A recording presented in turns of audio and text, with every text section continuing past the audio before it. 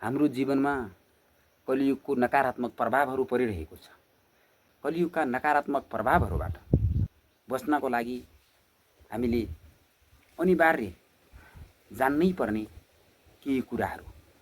सर्वप्रथम कलियुगमा सत्यको पक्ष लाग्नुपर्छ।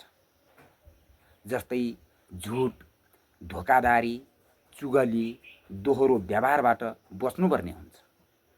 कार्य, विचार र बोली व्यवहारमा सत्यता कायम राख्नुपर्छ, किनकि सत्य नै कलियुगको अन्तिम स्तम्भ हो।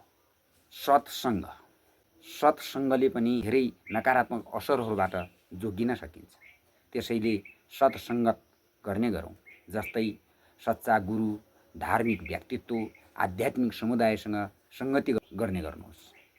सामाजिक मिडिया वा टेलिभिजनहरूको नकारात्मक प्रभावहरूबाट टाढै बस्ने गर्नुहोस्।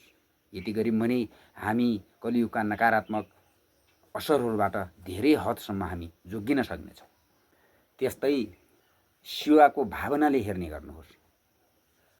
गरिब, दुखी, दरिद्री, असहाय र पशु पन्छीहरूलाई सधैँ सेवाको भावनाले हेर्ने गर्नुहोस्।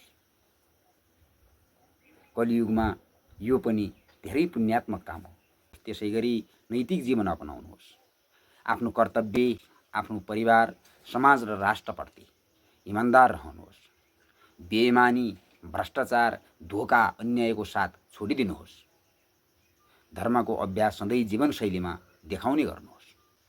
सामाजिक एकता र सामाजिक सहिष्णुता कायम राख्नुहोस्। जात, धर्म, वर्ग, भाषा, लिङ्ग जस्ता कुराहरूले विभाजन होइन, सम्बन्ध बलियो बनाउँदै जानुहोस्। सबैलाई ईश्वरको अंश मानेर व्यवहार गर्नुहोस्। कलियुगमा वैरभावता बढ्छ, तर धर्मले सहिष्णुता कायम राखेर भाइचाराको विकास गराउने गर्दछ।